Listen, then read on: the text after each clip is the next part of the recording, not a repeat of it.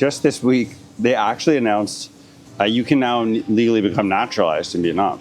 Did you know this? This is brand new news. This is like breaking news. Wait, you mean you could become Correct. You can become Vietnamese. And wow. Yeah. Good morning, everyone. Welcome back to Danang. I was here at the patio bar with Evan from Evan A, which is a very popular Danang-based, well, really Vietnam-based YouTube channel, and we did some interviews together. Evan has been in Vietnam for 6 or 7 years. He's worked in Vietnam, and he's got a Vietnamese wife, and he's set up a whole life here. I had a few questions to ask him, but it's pretty much unscripted. So sit back, relax, get a cold beverage, and just enjoy a kind of casual conversation with two Canadians just sharing information on Danang. Let's get started. Yeah. Really good to meet you, man. Yeah, great to meet you too, man. Yeah. Overdue. Yeah.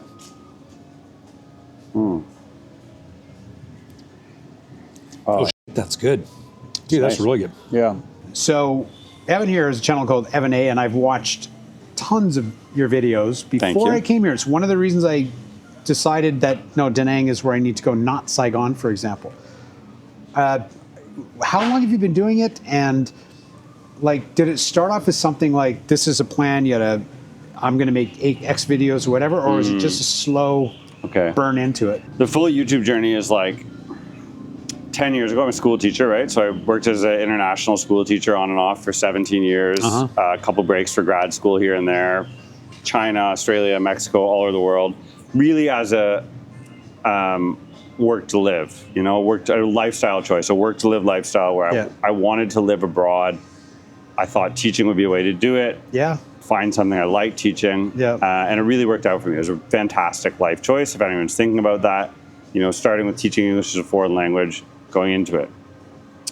Maybe like 2015, I don't know, at least a decade ago, maybe more, I was blogging, like writing, right? Oh, yeah, and so the first, I was blogging when I was living in Mexico at the time. What was the early one? There's an early blogging app. This was an app. Originally, I was just like literally on the site called Blogger, which is like an old school WordPress. I was on WordPress. Yeah, old school WordPress competitor. Yeah. WordPress 1. Wow. Yeah, for me it was Asia Travel Bug.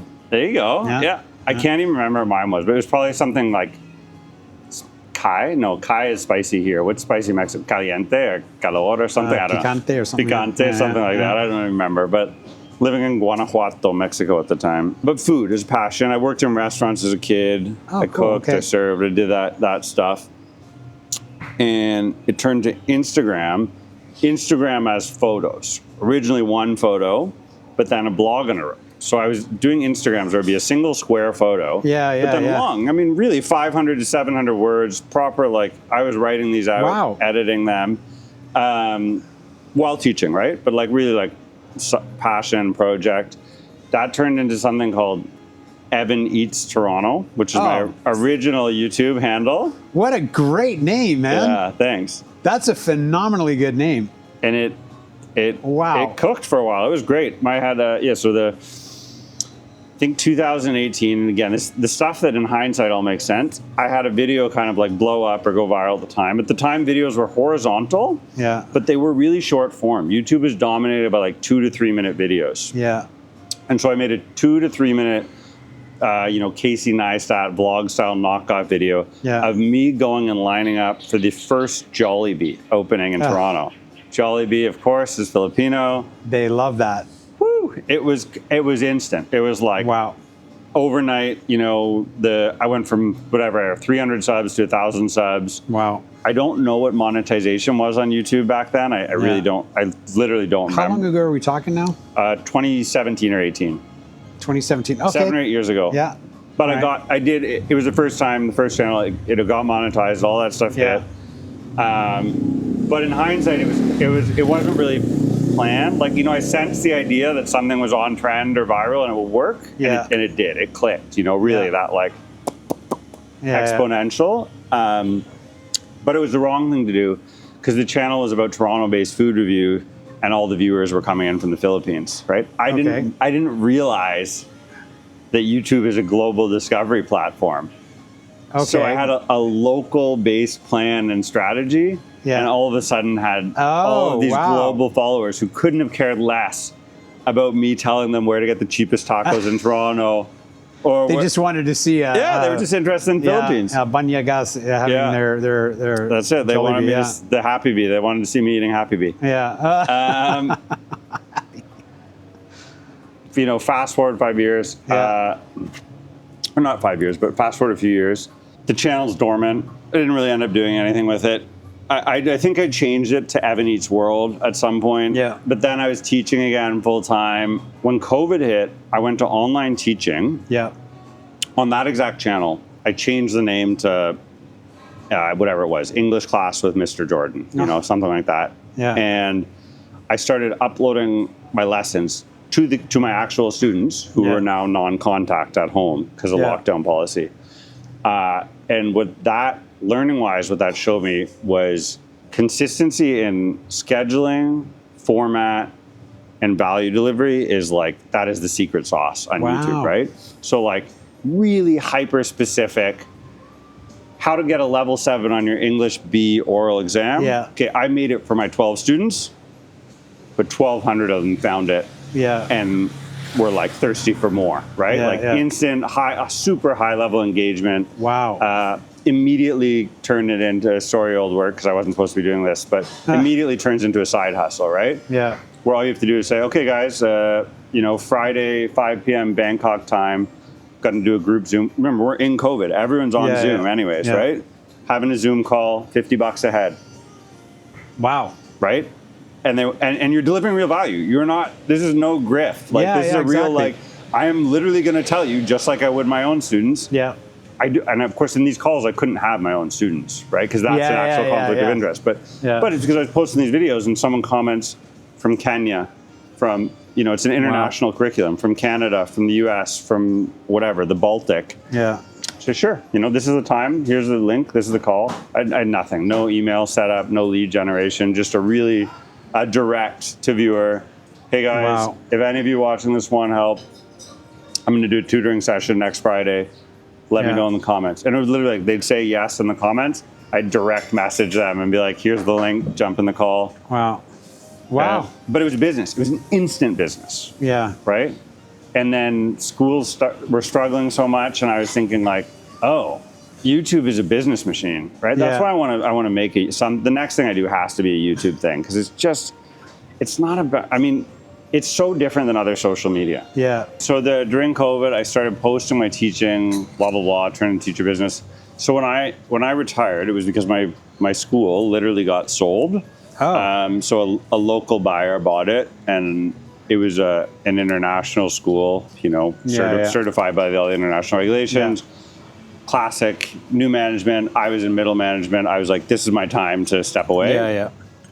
And I knew I probably didn't want to get another job like that in Vietnam. Yeah. So the choice was either to move to, Shanghai, Bangkok, Kuala Lumpur, or to do something else. And I thought, I'm just gonna do my own thing. Yeah. I financially was in a position where I didn't have to stress about it. Plus, my wife had gone to remote work a year earlier. Yeah. We knew during COVID we were really loved it. We spent a lot of time in rural Vietnam, both of us just working on our laptops. At the time she was pregnant. It was beautiful, it was idyllic. We're we can get used to this, Yeah. So that was really the goal, and retirement or early retirement in the sense that I'm going to end my career and not have a job anymore. Yeah. And that to me is the definition of it. Well, you're not in a job like a traditional job, but you're still working your butt off, right? So yeah, but not really. No. Not like the guys. Not like the guys who just store by in the garbage truck, man. No. Fair enough. Not like the waitress who works here. Right? Yeah, you're right. I'm not. I do stuff and I'm generating income, but I'm not working my butt off, and I don't want to claim. Enough. Yeah. I don't want to claim I am. I'm not. In the Tim Ferriss 4-hour work week sense, I am, right? Exactly. Yeah. Atomic Habits kind of. I'm thinking my butt off, okay, while seated. Yeah, exactly. So I knew coming out of my full-time in-person job, I knew that YouTube was a real economic viable thing. Yeah. I Absolutely. was not thinking I'll do this as a hobby. I was okay, I need to make $1,200 a month. It ain't that hard to make $1,200 a month on YouTube. Wow. Because I knew people were making 5 figures, 6 figures, right? Yeah. People are out there making huge amounts of money. you could be like in that tiny long tail 1,000 fans, and if your business model is right, easily be making, you know, 1,200, 1,500, 2,000 a month. So, is that, you're talking apart from anything else you do, just for AdSense kind of thing? no, I'm not. I'm talking about direct sales. I'm talking about. I'm talking about offering a service or a product. Okay. Yeah, and selling knowledge is kind of a good thing, because everyone right now around the world seems to have this idea of, you know, the do your own research kind of concept. So they use ChatGPT now, for example, which, you know, I'm a coder. I ask you questions all the time, and it's wrong a lot. It's wrong a lot. Like a lot. A lot. And even when you ask it stuff about policy and things like that, it'll be wrong or off base a lot. It follows what you ask it. I get it to help me script, and I often run my scripts back through it like 3, 4, 5 times, being like, what about this draft? Are there mistakes in it? Yeah. Yeah. Here, let's fix them. Okay, cool. Then I edit it, put it back. What about this draft? Are there mistakes in it? Yeah, let's fix them. And then after it's done, would you like me to also do this for you too? Yeah, but it's like, so the interesting thing is, I think in an odd way, it makes it seem human to me, because humans all do that too. It's like, it's a false assumption. It's making errors just as often as we do, right? Maybe no more, no less, but it's an interesting thing I've felt about it, that it's the exact same almost as when you work with a real person. And you have to check their work and be like, hey man. And you have to challenge them and go, and hey. you have to challenge them, exactly. And be like, are you sure this is good? Did you like double, triple check some this? stuff, and I said, like, I'm almost ready done, you know, beam me up, Scotty. And then it responded with some kind of geeky Star Trek joke. And then all the stuff we asked after that involved some back and forth, like who could out Star Trek each other, with a thing that's not even it's not even analyzing stuff. It's literally just statistical modeling. Yeah.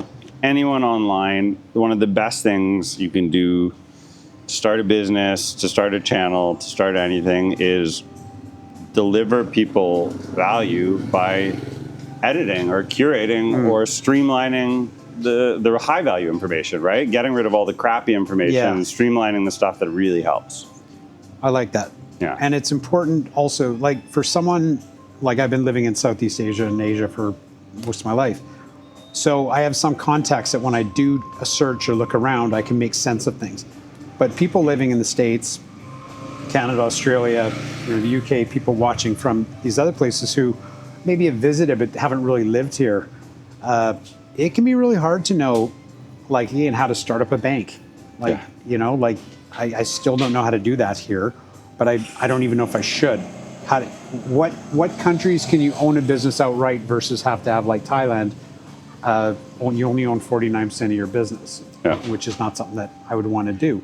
Cyril owns 100% of Patio Bar, I promise you. Is that possible here? Yep, for sure. Wow. Yeah. Okay, it's actually a very business-friendly country, Vietnam, especially if you're bringing in foreign money, like, because so much of their economic growth, right? The GDP started really low, but annually it's growing very fast. Through foreign direct investment. And it's all through FDI. Yeah, it's all through foreign direct investment. So a lot of the programs are really pro foreign direct investment. Okay.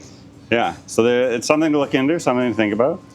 It kind of is, because I like the idea of, if you own 100% of something, so we're right now in a patio, kitchen, and bar, which I've been to before separately. We just happened to meet here. Well, we didn't happen to, we arranged to meet here. But it's a phenomenally cool little place on the corner in a really nice district here in Danang. And they own this. So they own the business, right? They don't own the property. Yeah, I guess you can't own land, right? Can't own land, except just this week, they actually announced you can now legally become naturalized in Vietnam. Did you know this? This is brand new news. This is like breaking news. Wait, you mean you could become Correct. You can become Vietnamese. And wow. Yeah. So it's and that's really groundbreaking, because even in like Malaysia with my second home, they don't have that. Yeah. So the pathway is really direct. It's 5 years. You have to live here 5 years legally, right? So you'd have to be on one of the visas legally for 5 years. Yeah. You have to take Vietnamese language courses. Yeah. You have to register with a Vietnamese name, and then you have to do everything legally. Or you have to, bank, pay taxes, etc., everything else. But if, like me, you have a spouse, or even you're unmarried but your child is Vietnamese, that's a skip. You don't have to do a lot of this stuff, and you can just become naturalized. Wow. Like in Japan, I have my permanent residency in Japan, but I hired a lawyer. You had to be in there already like a decade or something, and I had to speak fluent Japanese. I had to have my N1, I think, my proficiency exam. And that was just for something that I'm not allowed to vote or do anything. I don't, obviously no passport. Citizenship. I know one guy, his Japanese name is David Aruno or something like that. He went through hoops after hoops to get a citizenship. So that's amazing here that they're doing that. Yeah, and I think too, this is something that my audience often forgets on my channel, and I can forget too, is that we're, as Westerners, especially as North Americans, tiny minority, right? We're about 2 to 3% of the tourism spend here. Yeah. Under 5% of the expat population. And so the reality is these measures are probably aimed at Taiwanese and Koreans. Right? Oh. So you have to think in terms of a Korean guy who's been here 12 years, owns a business already, has a Vietnamese wife, has a Vietnamese kid, is fed up and annoyed that he's not Vietnamese. A lot of them speak Vietnamese too. A lot of the Korean expats who are business owners here are fluent Vietnamese speakers. Yeah. But they haven't had access to do things like buy property, right? Like all of the things. Wow. So I think that...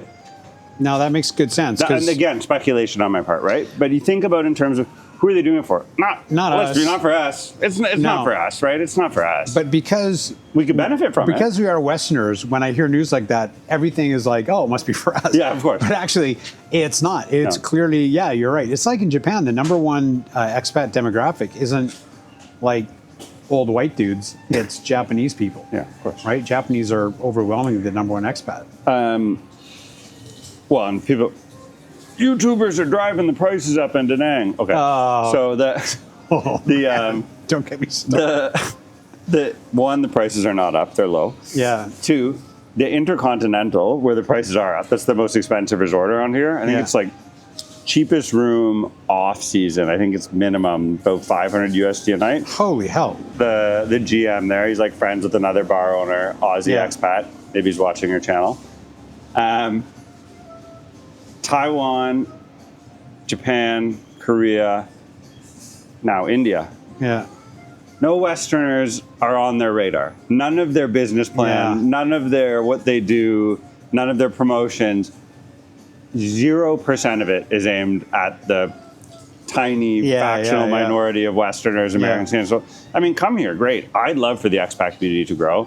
Yeah. I don't personally care if a beer in Antung goes from being $3 to $5 or $6. It just doesn't matter, but well, there's people who that kind of thing sets off. Rent in this really tight 4-block radius is definitely going up. Yeah, but it's because there's not very many places to rent here. It's simple supply and demand. Yeah, I was about a kilometer from here, still beachside, looking at houses and places today because our landlord just sold the house. Yeah, the number of houses, full houses available for under $1,000 US there's lots, man. And that's not even city side. Yeah. That's still... I would rather be on this side anyway, honestly. I think I would too. Just the traffic. I mean, as soon as I go on the city side, I start thinking, I could get in an accident here pretty easily. It's chaotic. Yeah. But actually, a question about that. What's the experience like living in a house here? Are they well maintained? I mean, how is it? Rent, don't buy. At first, but also probably forever. I think build standards are poor, building inspections are poor. There's no tenant rights, so the AC. I mean, we've replaced air conditioners, doors. You just replace things because the landlord doesn't do it, and you want to replace things, right? And I renovated the kitchen in our rental apartment in Ho Chi Minh because our kitchen sucked and we wanted a new kitchen. Yeah. And I'm not going to lie, when our landlord there stole our deposit, which is very common here, my wife had to stop me from pulling out kitchen appliances with a crowbar. I was like, let's take them. Yeah. I put these in. I paid for them. Let's take them with us. And she was like, please don't. Yeah. This is your impulse anger is talking. And I was like, you're probably right. Probably right, but you would be justified in doing that.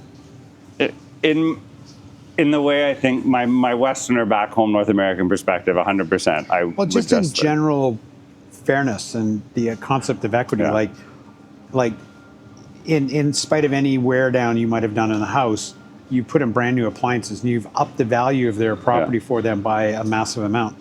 So that's a bit scary. Is that a problem with, have you ever heard of people renting apartments? Is that a thing, not getting your... Yes, yeah, they steal deposits here. So, oh, wow. Well, I wouldn't say steal again as a perspective thing. I would say most landlords here view that money as money you've given them, and you now have to negotiate with them to get part of it back. As opposed to like a rebate or an in escrow money at home. Yeah. We think of it as money in escrow that's rightfully to be returned to us. In case you mess up their place. They think of it as like, let's walk through the house and see how much of this you spent already, right? Yeah. And so one thing, I literally just this morning was texting a guy, like one of the guys who I'm actually advising, like who I'm doing one-on-one stuff with. Yeah.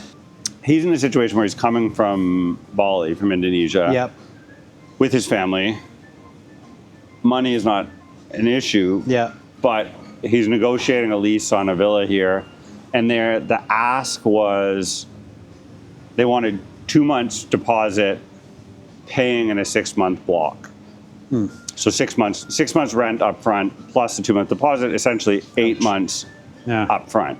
And what you're thinking, if you're, I don't care who you are, how much money you have. If the rent is 30 million, which is whatever it is, that's $1,200 US dollars, or 1250 US. You're looking like you're talking about someone asking you for 10,000 US dollars in cash. That's a big ask, right? That's just a big ask, no matter how much. With no guarantee. No guarantees. So what I did was go back, negotiate with them. Everything in Vietnam is a negotiation, as in most of Southeast Asia. Tell them 1 month deposit, 3 month paid blocks. Fine, said yes. Oh. You probably could, you could probably price negotiate it too, but even just that, the same, the number, the sticker number is the same. Yeah. But then you're literally handing over half as much money, right? You're getting in the house with $5,000 instead of getting in with $10,000. Much less stressful. Much less stressful, much less high risk, much less. Wow. No, that's the kind of weird stuff, right? That it's like... No, that's good to know, because like Thailand has a reputation for people not getting their deposit back. I haven't had that happen to me yet.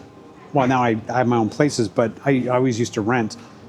But in Japan, like you give usually 1 month or 2 months deposit, and it used to be something called key money, which is like, please let me give you money to rent your place, which was insane and still exists. I think they still have it in Mexico. The key money is a real thing for sure. So they have that in Japan still, where they'll say 2 months key money, 2 months deposit, and the key money, that's gone. That's just straight up a bribe, right? There's no other way to describe it, right?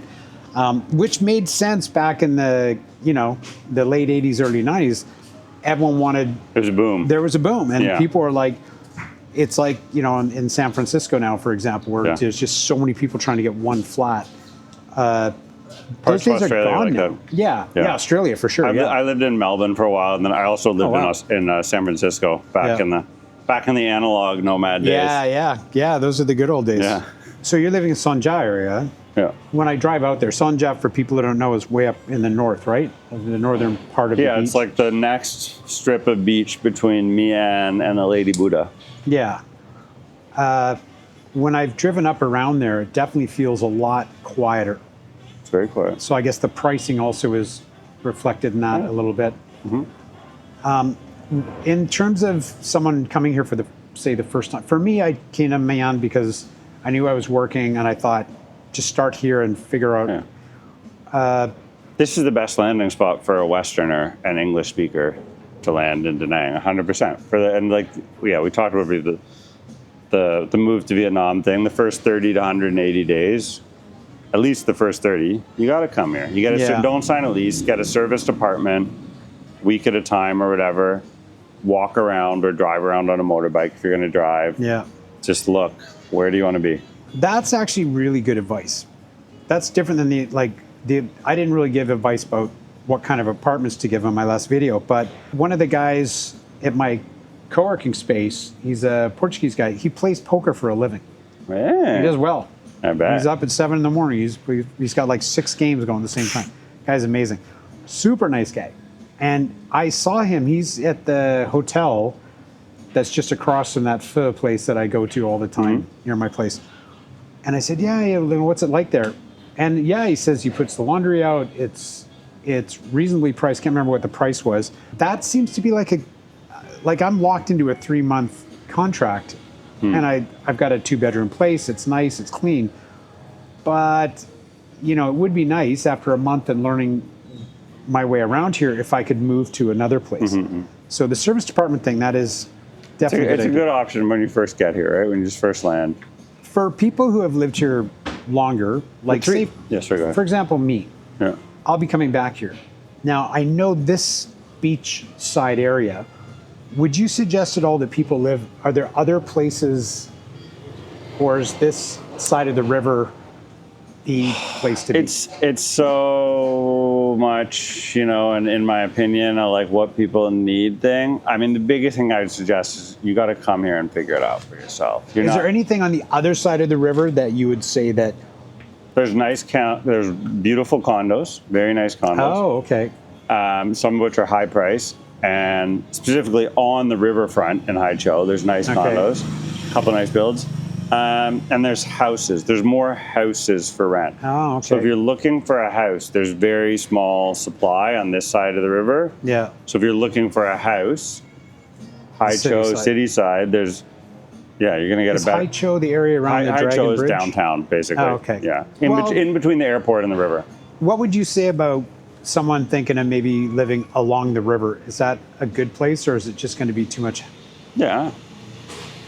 I think it depends. Are you looking for a house or an apartment? Apartment for me, but there's a couple of big buildings. They're not cheap because they're mostly newer builds. Yeah. There's one big one, I forget what it's called, across from Euro Village. Yeah.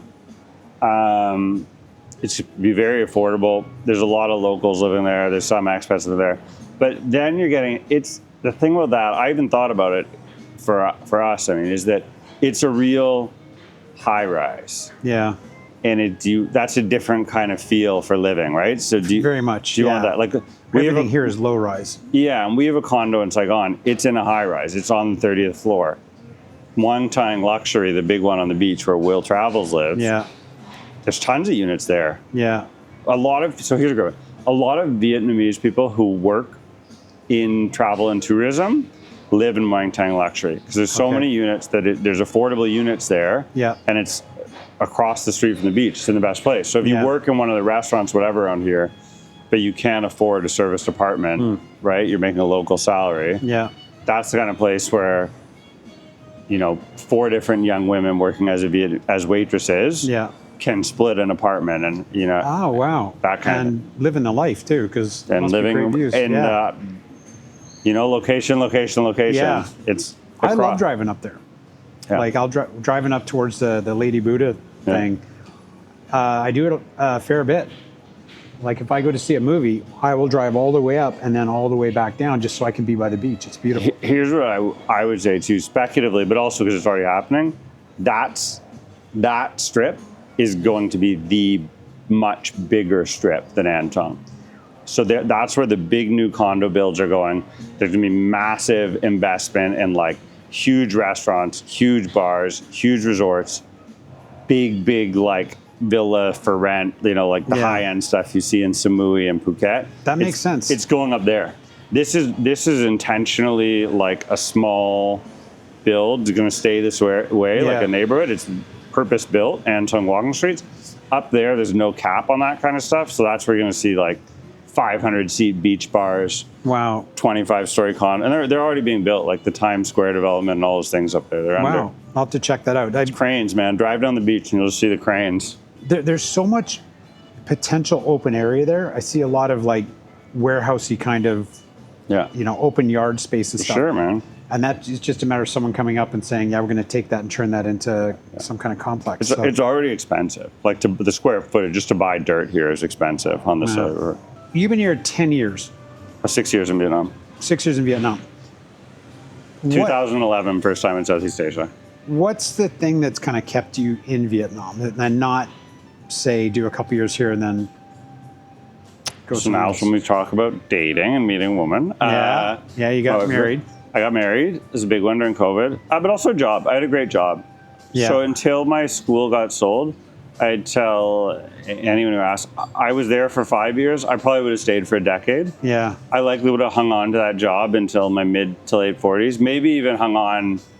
I got hired there when I was 35. I might have, even if it had worked out and we'd had kids, just 35 to 50, do 15 years at the place and then retire. Yeah. But it was the new management, the restructuring. But it was a great job. I really loved it when I got there. Yeah.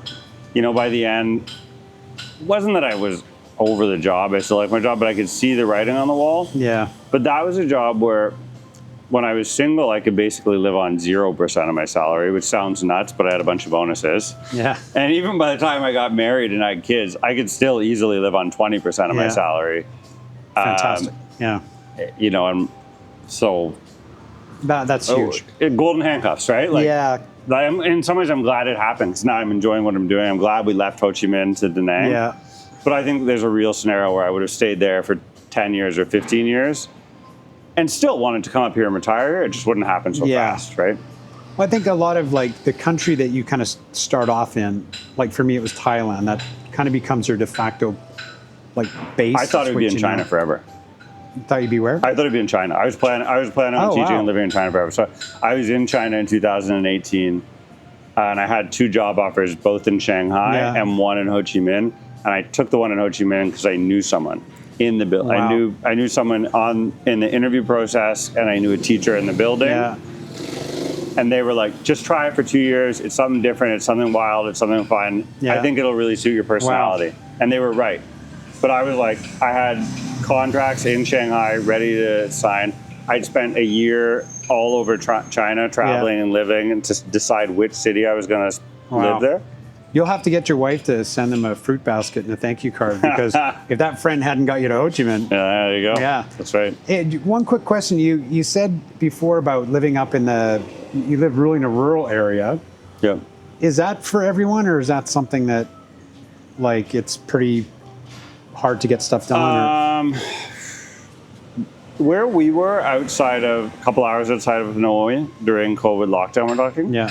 There was fantastic Wi-Fi, so it wasn't an issue. We spent some time around Ninh Binh, some time around Mai Cho, both two of the most beautiful places in Vietnam. You absolutely have to, you know, in rice season when the rice turns golden, there's the hills, the mountains. Wow. Stunning places. It's on my list of things to do. So we're a couple of Canadians. Last question. Oh, advice. What would you say to someone coming from Canada or anywhere when they're coming here, the one thing they need to know? So the direct advice, you have to figure out your income streams before you arrive, however big or large, however many of them, whether it's rental income, working online, having an in-person job lined up, like with the Ninja teacher guy, Alex. You need to know what your income, if it's pension, maybe you have a pension. Yeah. Whether it's $1,800 a month or $5,000 a month or whatever, you need to know what your income streams are before you come, not have after. income before you come is just have income before you land, before you get off the plane. Don't arrive here and think I've got a burn rate that'll last me 2 years and then when I'm done. No. Great advice. Evan, thank you so much. Phenomenal to finally meet you, man. Yeah, great to meet you too, man. Yeah. It was a good conversation. All right. I think we'll have plenty more. Yeah. Sounds good. Thanks, man. Cheers. Please like and subscribe and just keep following. I'm going to be up in Japan next. It's beginning of July now as I'm filming this. And I have about another 3 weeks left in Da Nang. But I'm going to sit here and have a coffee. I didn't know Patio had coffee. They're open from 11 a.m. right up in Mian area. But anyways, I'll post a map and a location in the description below. On that note, you guys have a great day wherever you are. From the Coding Travel Bug, I'm Mike. And thanks for watching. See you next time.